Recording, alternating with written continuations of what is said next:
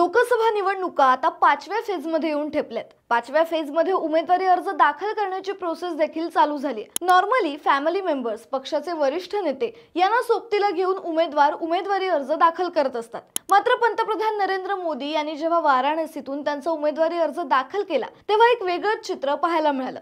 मोदींनी अर्ज दाखल करायला जाण्यापूर्वी गंगा पूजन आणि काशी विश्वनाथाचं दर्शन घेऊन भव्य रॅली काढत अर्ज दाखल केला। तेव्हा त्यांच्यासोबत 11 राज्यातील मुख्यमंत्री देखील उपस्थित होते। परंतु उमेदवारी अर्ज दाखल करताना मात्र त्यांच्या शेजारी एक ज्येष्ठ साधू वेशातील व्यक्ती दिसली। याचबरोबर अजून एक महत्त्वाची गोष्ट म्हणजे पंतप्रधान मोदींनी जो उमेदवारी अर्ज दाखल केलाय त्यावर जे प्रस्तावक आहेत त्यामध्ये देखील काही इंटरेस्टिंग गोष्टी आहेत। त्यामुळे या सर्व गोष्टी नक्की काय आहेत? पंतप्रधान नरेंद्र मोदी यांची उमेदवारी अर्ज भरण्याची स्टाईल इतरांपेक्षा कशी वेगळी ठरली, जाणून घेऊया या व्हिडिओच्या माध्यमातून।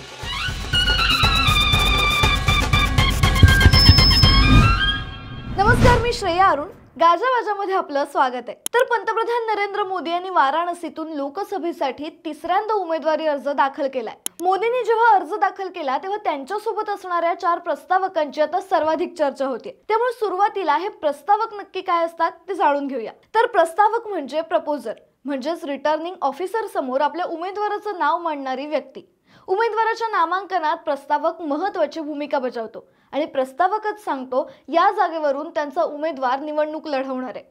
महत्त्वाचा प्रश्न म्हणजे उमेदवारी अर्ज दाखल करताना नेमक्या किती प्रस्तावकांची गरज असते? जर एखादा उमेदवार मान्यताप्राप्त राजकीय पक्षाचा असेल तर त्याला किमान 1 प्रस्तावक असणं आवश्यक आहे। त्याच वेळी मान्यताप्राप्त नसलेल्या पक्षाचा आणि अपक्ष उमेदवारांना किमान 10 प्रस्तावकांची आवश्यकता असते। आता प्रस्तावकांसंदर्भातील सर्वात महत्त्वाचा प्रश्न तो म्हणजे प्रस्तावक नेमकं कोणाला होता येतं? उमेदवाराने एखाद्या व्यक्तीला आपला प्रस्तावक बनवल्यास ती व्यक्ती त्या ठिकाणची स्थानिक रहिवासी असावी लागते। यासोबतच त्या व्यक्तीचं नाव स्थानिक मतदान यादीत असायला हवं। नामांकन करताना प्रस्तावकांना त्यांची संपूर्ण माहिती द्यावी लागेल। कोणतीही माहिती चुकीची असल्यास उमेदवाराचं नामांकन रद्द केलं जातं। महत्त्वाचं म्हणजे प्रस्तावक बनलेल्या व्यक्तीला शिक्षित असणं आवश्यक नाही, तो अंगठ्याचा ठसा देऊनही प्रस्तावक बनू शकतो। आणि याच सर्व गोष्टींचा आधार घेत पंतप्रधान नरेंद्र मोदी यांनी त्यांच्या उमेदवारी अर्जावर 4 प्रस्तावक दिलेत। यातील पहिले आहेत ज्योतिषी गणेश्वर शास्त्री द्रविड। ज्योतिष क्षेत्रातील सर्वात विश्वासार्ह नावांपैकी एक नाव म्हणजे गणेश्वर शास्त्री द्रविड। त्यांना जगद्गुरू रामानंदाचार्य पुरस्काराने सन्मानित करण्यात आले। अयोध्या राम मंदिराच्या प्राणप्रतिष्ठा सोहळ्याचा शुभ मुहूर्त देखील गणेश्वर शास्त्री यांनीच ठरवला होता। गणेश्वर शास्त्री द्रविड यांनीच पीएम मोदींचा उमेदवारी अर्ज भरण्याची शुभ मुहूर्ताची वेळ सांगितली असल्याचं सांगितलं जातंय। असं म्हटलं जातं की गणेश्वर शास्त्री द्रविड यांचं कुटुंब मूळचं दक्षिण भारतातलं, जे त्यानंतर काशीला आलं होतं। सध्या ते काशीच्या रामघाट परिसरात गंगेच्या काठावर राहतात। आचार्य गणेश्वर शास्त्री यांचे वडील राजराजेश्वर शास्त्री द्रविड यांना पंडित राज ही पदवी होती।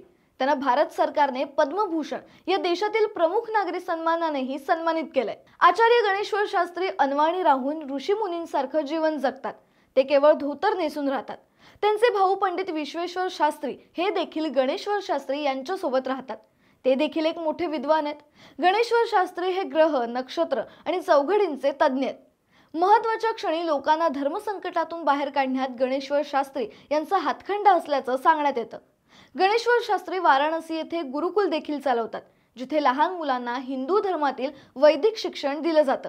त्यामुळे पंतप्रधान नरेंद्र मोदी यांच्या प्रस्तावकांमध्ये गणेश्वर शास्त्री द्रविड यांचं नाव असणं एक महत्त्वाची गोष्ट आहे। मोदींनी जेव्हा अर्ज दाखल केला तेव्हा गणेश्वर शास्त्री द्रविड मोदींच्या शेजारी बसले होते। यातून मोदींनी हिंदू धर्माला प्राधान्य दिल्याचं म्हटलं जातंय। अजून एक म्हणजे पंतप्रधान नरेंद्र मोदी यांचे जे इतर 3 प्रस्तावक आहेत त्यामधील संजय सोनकर हे वाराणसीमधील दलित समाजातून येतात। त्यांना देखील मोदींचा प्रस्तावक होण्याची संधी मिळाली। संजय सोनकर हे भाजपचे एक कार्यकर्ता असून गेल्या 14 वर्षांपासून ते विद्यार्थी चळवळ आणि मग थेट पक्षाचं काम करत असल्याचं सांगितलं जातं।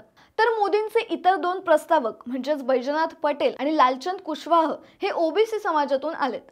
बैजनाथ पटेल हे संघाचे जुने आणि समर्पित कार्यकर्ते आहेत, तर लालचंद कुशवाह हे देखील ओबीसी समाजाचे आहेत। त्यामुळे 4 प्रस्तावकांमध्ये एक ब्राह्मण, एक दलित आणि 2 ओबीसी असे सदस्य घेत मोदींनी सबका साथ सबका विकास हाच मेसेज देण्याचा प्रयत्न केल्याचं बोललं जातंय। अशा प्रकारे मोदींनी वाराणसीतून अर्ज दाखल केल्यापासूनच संपूर्ण देशाचं लक्ष वाराणसी लोकसभा मतदारसंघाकडे लागून राहिलंय। या मतदारसंघातून पुन्हा एकदा मोदी विजयी होतात का हे बघणं आता महत्त्वाचं ठरेल। राजकीय क्षेत्रातील अशाच नवनवीन घडामोडी जाणून घेण्यासाठी गाजावाजाला लाईक, शेअर, फॉलो आणि सबस्क्राईब करायला विसरू नका।